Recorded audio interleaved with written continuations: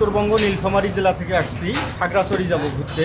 আমরা ঢাকা থেকে এ পর্যন্ত অন্তপক্ষে 50টা পাম্প ঘুরছি, একটা পাম্পেও তেল পাইনি। তেল আছে তারা দিচ্ছে না। আবার আমরা বিলাকে মানে একটু বাইরের বাজারে যেয়া তেল নিছি 11 লিটার 2200 টাকা নিছে আমাদের কাছে। ফেনী থেকে রওনা দিয়েছিলাম সিলেটের উদ্দেশ্যে, কিন্তু এখন বর্তমানে আমরা আরো 10-12টা ফার্ম রাখে আসলাম, একটা ফার্মের ভিতরে তেল পাইনি।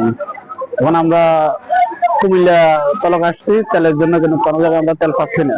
আমরা কুমিল্লা ছাত্রপুর থেকে আসছি এবং আমরা একটা নিজেদের পার্সোনাল গন্তব্য উদ্দেশ্যে রওনা দিয়েছি। তো এখন পেট্রোল পাম্পে আসার পর দেখতেছি তেল পাচ্ছি না। এখন আমরা ডিপুতে যাইয়া তেল পাই নাই, আমাকে তেল দিচ্ছে না, যার কারণে আমাদের পাম্পও বন্ধ রাখছি।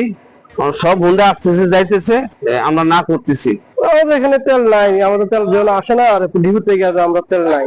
তেলের যে ক্রাইসিসটা, জ্বালানি তেলের ক্রাইসিসটা ঈদের 2-4 দিন আগ থেকেই শুরু হয়েছে। জানি না এটা কবে শেষ হবে এই ক্রাইসিসটা। দেশের যে পরিস্থিতি, বাইরের সংকটের সমস্যার কারণে আজকে এই পরিস্থিতিটা শুধু আমাদের বাংলাদেশে না, এটা ওয়ার্ল্ডের ম্যাক্সিমাম দেশে এই সমস্যাটা সৃষ্টি হয়েছে। জানি না কবে এই সমস্যার সমাধান হবে। অপটিক্যাল ব্রাইটেনার, কালার গার্ড এবং জার্ট লক সমৃদ্ধ অ্যাডভান্স ফর্মুলায় এলো নতুন রে ডিটারজেন্ট পাউডার।